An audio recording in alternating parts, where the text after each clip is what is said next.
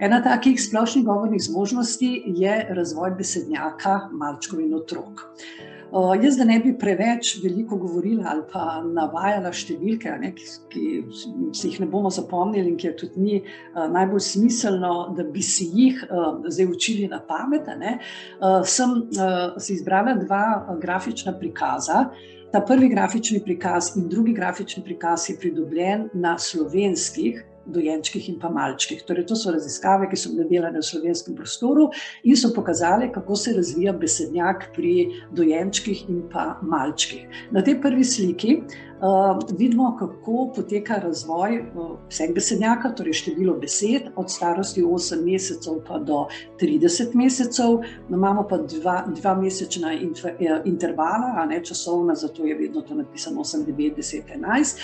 In tole je pač naraščajoča krivulja, ki sicer ni čisto linearna, je naraščajoča seveda v smeri linearne, pa vendarle ima tudi določene strmejše napredovanja, bolj položna, skoraj platoje, pa spet strma in podobno.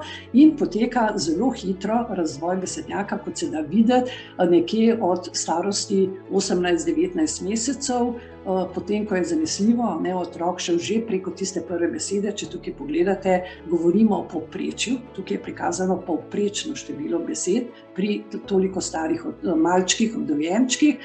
Vidimo, da je tukaj že okoli 70 besed. Fascinantna je zanesljivo tale številka, povprečna številka pri 29 oziroma 30 mesecih, ki gre blizu 400 besed.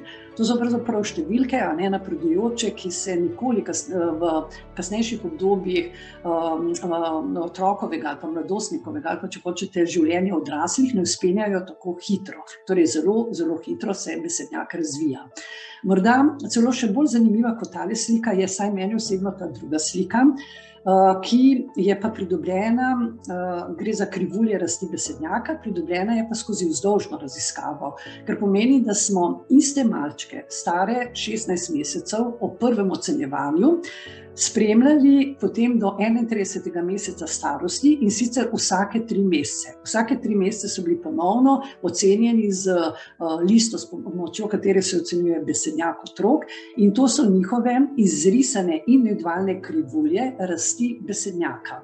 In zdaj, če tukaj pogledate, imamo podobno kot tam, obseg besed, besednjaka, vidite, da so te krivulje zelo različnih oblik in da tudi na koncu posamezni otrok, če bi zdaj vsakega posameznega gledali, kar seveda ne bomo, dosežejo zelo različno število besed, kar govori o tem, da so velike individualne razlike med otroki. So 31 mesecev stari malčki, ki govorijo blizu 700 besed, vsekakor pa več kot 600 besed, so potem tle nekje v sredini, to, kar smo prej gledali pri povprečju, in so žal tudi 31 mesecev stari malčki, ki govorijo 70-80 besed, kar je pravzaprav gledano primerjalno in za to krivuljo in seveda z njihovimi vrstniki zelo, zelo malo.